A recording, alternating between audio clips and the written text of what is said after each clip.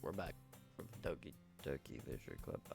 Let's just get this over with because this game still is weird. I don't know why it would change after that. The two of us enter the classroom. Sori's head straight into the closet, and I follow. Let's see what do we have here. Crayons. Sori pulls out a box full of crayons off the shelf. They're the best brand too. They're kind of dirty though. Sayuri starts pulling out various crayons out of the box and reading the names, the color names. Alright, that's one down. Don't get distracted. We still need to find. Wait, I'm looking for my favorite color. Fine. Why if you're looking? Whatever. Then at least move aside so I can look for poster paper. I dropped one by accident. Ow. I heard that. I felt that. One smack. Cat. Sori bends over and smacks her forehead right onto the shelf. She falls to the floor and the crayons spill all over her lap. Ow. You okay? My forehead. Sayuri clenches her forehead. Gee, Sayuri. That's just like you, isn't it? Come on, let me see. Since Sayuri is sitting on the floor, I grab her by the waist and pull her out of the closet. Waist. My grabs me by the waist. You have to move your hands, Sayuri, but it hurts. Just do it for a second. There's no bump on her head. What do you mean? Sayuri slowly releases her hands from her forehead. I gently brush her bangs off to the side. Ow. Sorry. There's a huge red mark on the center of her forehead. 24. A bump is starting to form as well. Man, that's gonna swell. I should find some ice. Grim. Where would I find... Where... I've learned something, actually. You can go through this. Man, that's gonna swell up. I should find some ice. Where would I even find ice around this time? I guess a cold drink would do. You don't have to.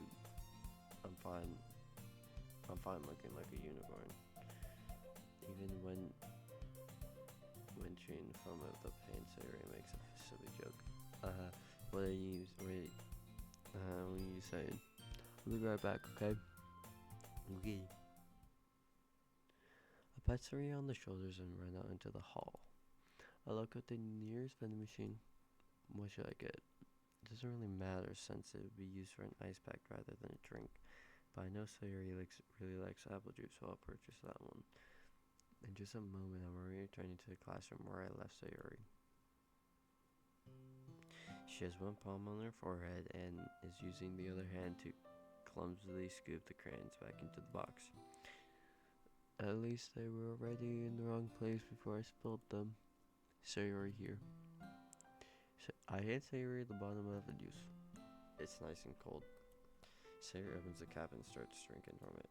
Sayuri, what are you doing? It's for your forehead, idiot. Sorry, I forgot. How hard did you hit your head?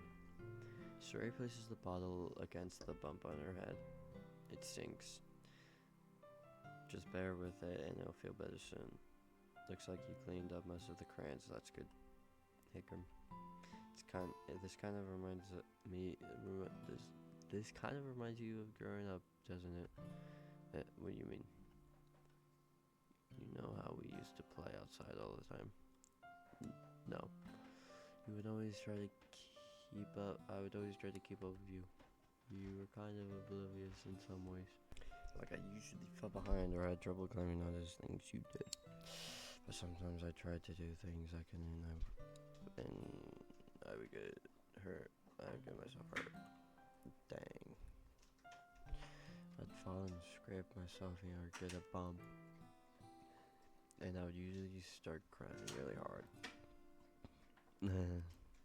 And you would rush over over as quickly as you could. You would try really hard to get me to stop crying. It was almost like you blamed yourself and were afraid of getting in trouble if someone found out. Even though it really wasn't your fault at all, you know. Did I really? Oh, you know. Did you really? Did I really do that? Yeah, you don't remember. Come to think of it, maybe I do remember a bit. I guess I was always focused on my games. I didn't pay enough attention to you. In a way, it was my fault. Kind of like this time too. If I wasn't rushing you out of the closet, you probably would have. You wouldn't have hit your head. Good. I don't think you realize it, but you're always thinking of other people. Even after all these years, you're rushing to help me, even though I'm just being clumsy. You're really a sweetheart. Oh. Don't call me that. And I don't really do this kind of thing at all the time. I guess when it comes to you, it just feels natural. But before I even know it, I'm treating you like that.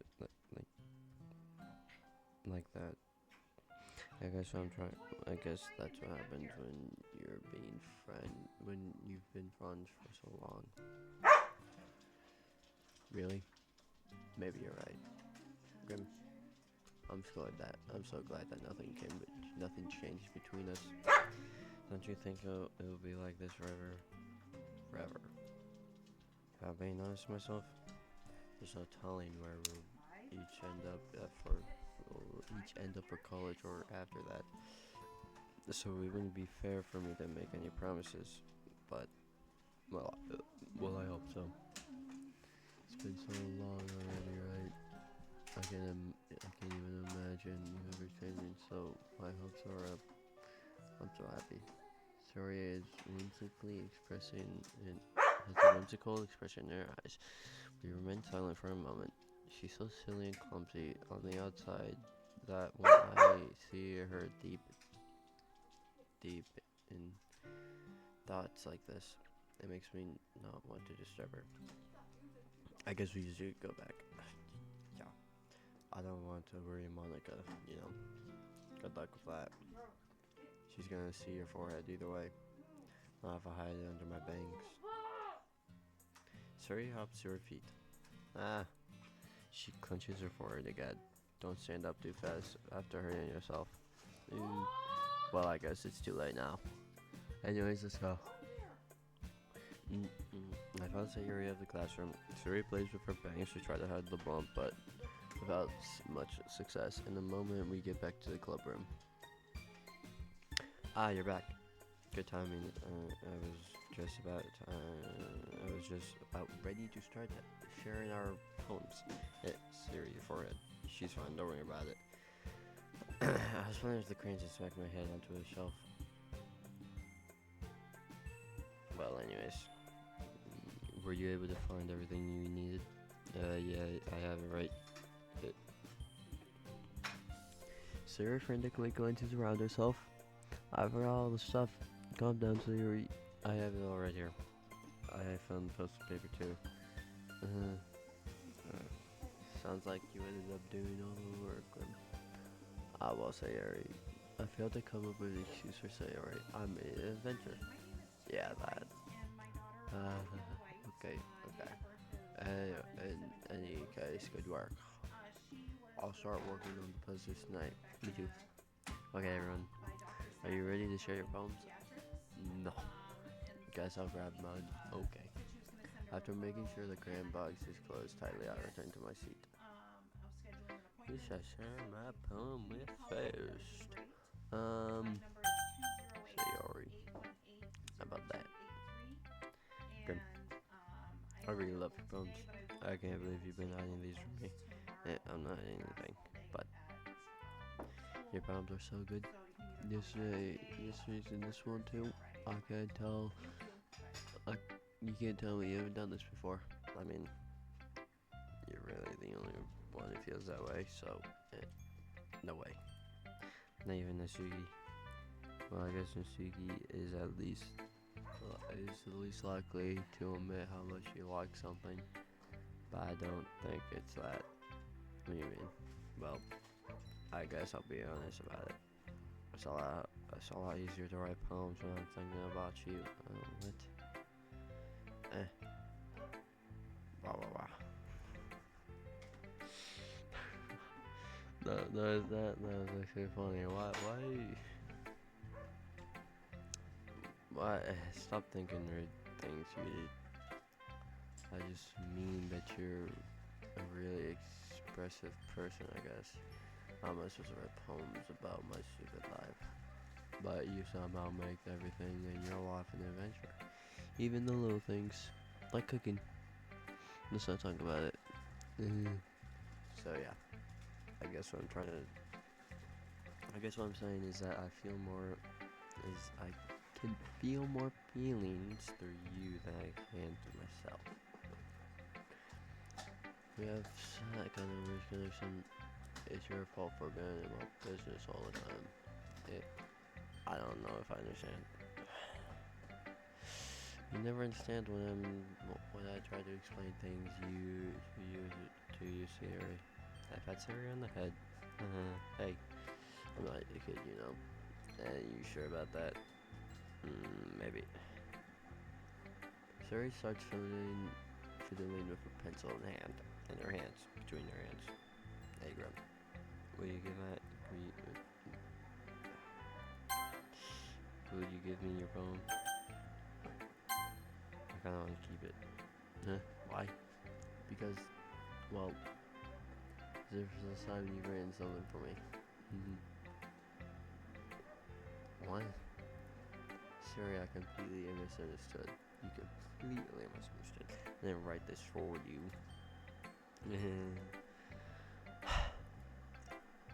Are you leaving this in anymore? Well, whatever. I'll give it to you when we go home. Really? Snap. Did she get hit? Ah! I broke my pencil. Suri hesitantly bends down to pick up the pieces she drops, but being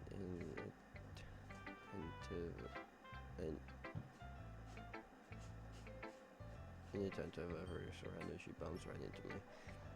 Sorry. It's fine. I'll get it for you. I bend down to pick up the broken pencil. Suri clenches her desk beside her for support, her knees shaking. I'm a little clumsy today. Why is she clumsy? Let's sit down, Sayori. Yeah. I got Suri's arm and help her sit at the desk. Anyway, I still haven't read your poem. Sorry, I forgot about that. But it's not good as yours. Jeez, don't worry. I'm sure I'll like it. I pop it off my scalp like the lid of a cookie jar. It's a little secret place where I keep all of my dreams. Little balls of sunshine. While rubbing together like a bundle of kittens, I reach inside with my thumb and forefinger. I pluck out one. It's warm and tingly, but there's no time to waste. I put it in the bottle to keep it safe, and I put the bottle on the shelf with all of the other bottles. Happy thoughts, in the bottle all in a row. My collection makes me lots of friends. Each bottle is starter to make amends. Sometimes my friend feels a certain way. Down comes a bottle to save the day. Night after night, more dreams. Friends after friends, more bottles. Deeper and deeper my fingers go, like exploring a dark cave, discovering the secrets hiding in the nooking crannies, digging and digging, scraping and scraping. I blow off dust off my bottle caps. It doesn't feel like time elapsed. My my empty shelf could use some more. My friends look through my locked front door. Finally, all done. I open up and all my friends come in. And they come in a hurry. Do they want my bottles that much? I frantically pull them from the shelf one after one, holding them out to each and every friend, each and every bottle. But every time I let go of one, it shudders against the till between my feet. Happy thoughts, and shards all over the floor. They were supposed to be for my friends who aren't smiling. They're all shouting, pleading, something, but all I hear is echo inside my head.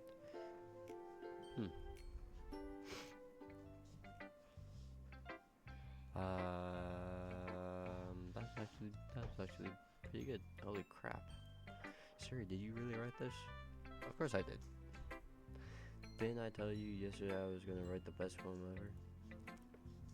Yeah, but I mean, I didn't expect something like this coming from you. Yeah, that was actually pretty good. Monica taught me a whole lot, and I've been really in touch with my feelings. I skipped it recently. I see that. It's almost kind of creepy. Not really. Creepy. Well, not exactly. Maybe because I'm so used to you being cheerful. Well, never mind. I'm honestly thinking too hard about it. The point is, it came out good, so you should be proud of it. Oh, thanks. I feel like I was meant to express myself in this way. It even helps me understand my own feelings a bit better. Writing is like magic. You got pretty passionate about this one, huh? I hope you keep it up. Yeah. Writing is the best. I'm gonna keep writing until I die. Don't get into yourself. Suri always had a habit of getting obsessed with something before dropping it no more than a week later. I wonder if this one is one of those times. But seeing the passion in her eyes makes it so hard for me to be pessimistic. Oops. I looked at the Steam page for this game, and apparently this game has some horror in it, and we haven't seen it. So I kind of wonder when that's gonna start. So when she said that she's gonna do this until she dies, I kind of had this feeling. So yeah, hopefully, nothing happens. Let's just do it in order. Asuki. Well, it's not really any worse than your last one, but I can't really say it's any better either. Phew. Huh? Phew what? Well, anything that isn't a train wreck, I'll take it as a win. And I get a feeling you're probably the most critical. Hey, what makes you... Wait, maybe that was a compliment. Aha! Glad to see someone recognizes my expertise. Well then, I'll keep practicing and maybe you'll be as good as me someday. That's, something tells me Nasuki completely missed the point. Come to think of it, this kind of reminds me of Sayori's poem from yesterday. Yeah, you think so? Yeah, well, I guess it's... If you've been friends with her for so long, you might be on the same wavelength. But you never really struck me as her type. Siri has a type all of a sudden. Well, I don't know, be honest. But honestly, how can someone so fluffy spend so much time with someone like you?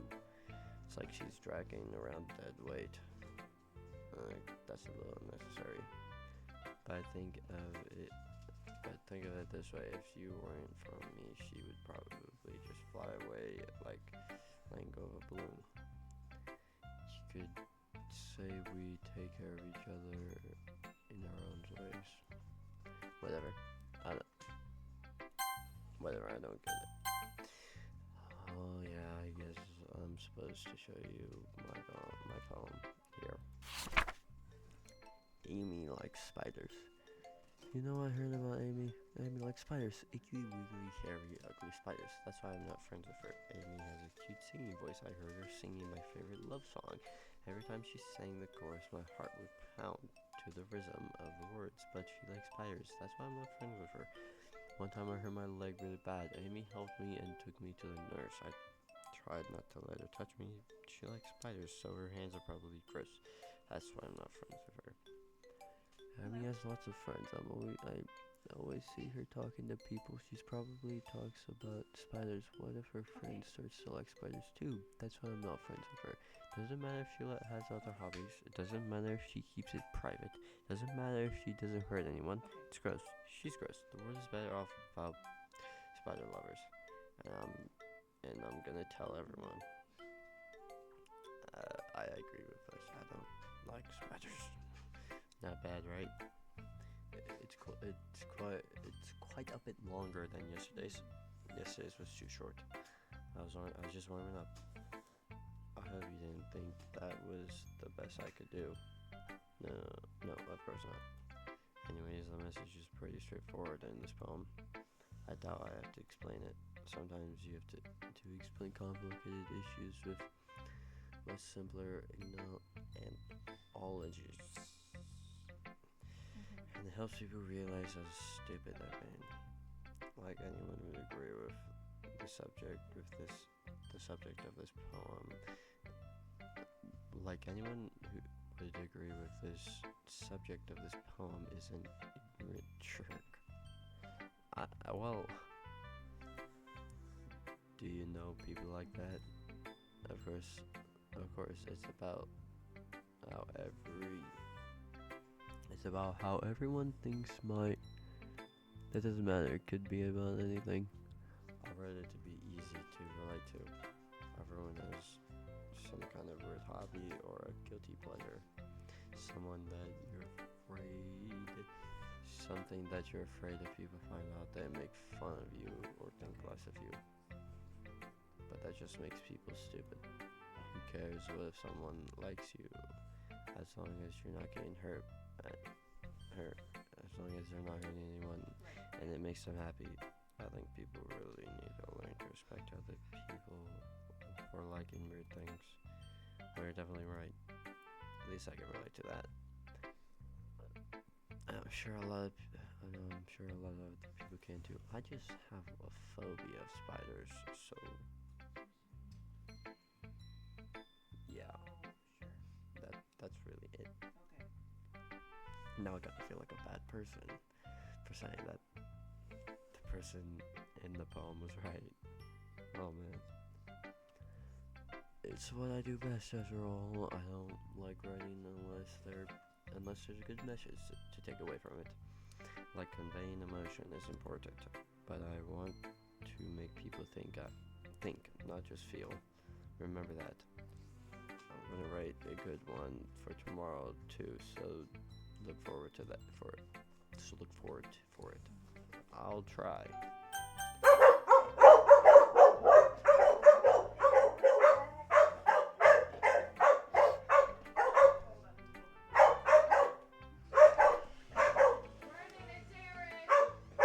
Bear, wolf. Bear, wolf. Bear, wolf. Bear, wolf. Bear, wolf. Bear, wolf.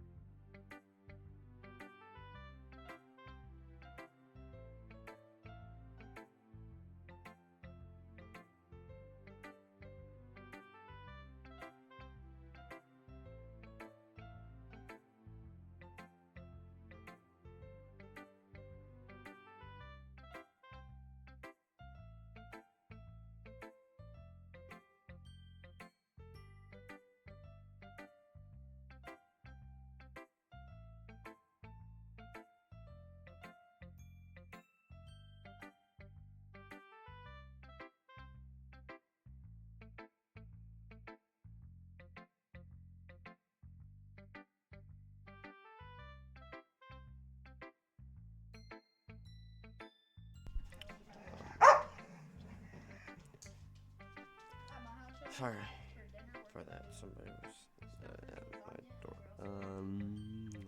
Let's see what you've written for today. Well done, Greg. Your skills are already improving. Thanks. Actually, I just clicked a bunch of random stuff, so thank you for that. Right? We ended the video off on. We made the poem, came in, Sherry went to go to things. Yeah, we added, I feel like I'm thinking of, like, we added those two together because the last video, no, the first video on this was really long, so that's why I'm thinking about that. Really? Thanks, Yuri. Coming from you, that means a lot. It's nothing. I'm just happy to inspire fellow writers. I know you're new to this, so don't worry so much. If it seems like you can't get your poems to feel perfect. You don't need to be afraid to be a little more daring. Metaphors can go a long way. Don't feel like you need to work your brain like turning a bunch of gears. Try letting your mind wander through your feelings. And write down the things you see and hear. That's one way to truly enable your reading, so you can see into your mind. No, it's mine. Yeah, we're gonna have to do that next night. Oh yeah, they have to do that. And also this year for science. Whoa. You might have to. Oh yeah. Oh, he has Miss Pong. I like Miss Pong. Yeah, but if you're in Mr. Shanley, I don't know why I'm being silent, but like I just have this thought in my head. The three of them, technically the two of them, because Sayori is an idiot, but the three of them, Yuri and Asuki, give better tips than Monica.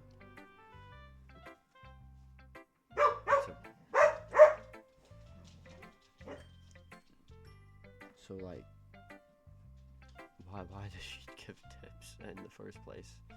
It's a very intimate experience. Exercise. Oh, exercise. I see. But I can't read, so yeah. That's a certainly interesting technique. I'm also playing with a knife right now. You guys can hear it click sometimes. Thanks for sharing. I have one example of that if you like to read it. Of course. Is this your poem you wrote for today? Yuri nods and timidly hands her poem. The raccoon. It happens in the dead of night. While I was slicing the bread for a guilty snack, my attention was caught by the scuffling of a raccoon outside my window. That was, I believe, the first time I noticed my strange tendencies as an unordinary human. I gave the raccoon a piece of bread, my subconscious, well aware of the consequences. Well aware that a raccoon that is fed will always come back for more.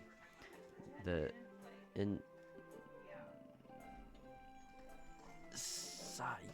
does it have to be cursive?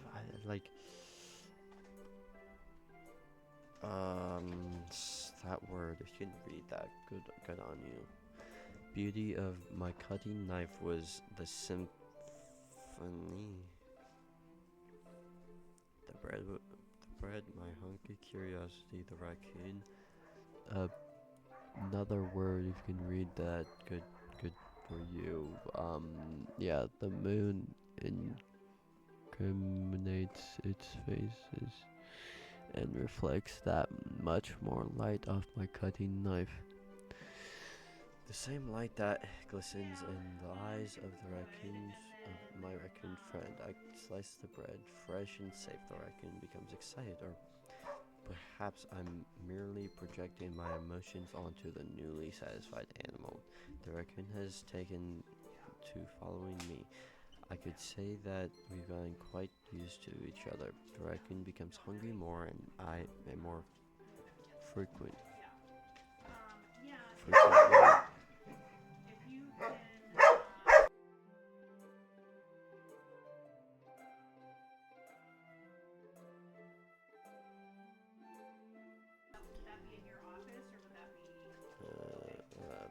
Yeah, maybe. So my bread is always handy. Every time I banish my cutting knife, Brandon, put Wolf in the kennel. Wolf, kennel. Wolf, kennel.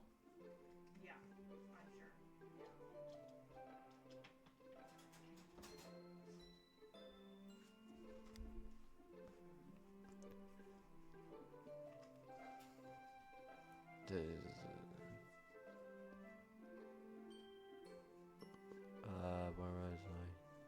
My dogs were barking, and I think I was on this line, so I'm just gonna read that again. Every time I banish my cutting knife, the raccoon shows me its excitement. I rush the. I rush the. A rush of. Oh, a rush of blood. Classic Pivolic con. If you can read that once again, good on you. I slice the bread and I feel myself again. That's it. I was a little more daring with this one than yesterday's. I can see that. It's a lot more metaphorical. I don't know. I don't know if it's my fault, but can't begin to imagine what this poem is about. That's right. It's a bit closer to my preferred writing style. Using the poem as a canvas to express vivid imagery and conveying emotions through them. Yeah, if I take it at the if I take it at a face value, then I can't even figure out what it's supposed to mean. Well, I think it's something that different people can relate to in their own way. I wanted to express the way it feels for me to indulge in more unusual hobbies. It's those sort of things I'm usually forced to keep to myself. So I sometimes enjoy writing about them. Huh? That's funny. Then also didn't Nasuki also write something about that? About someone being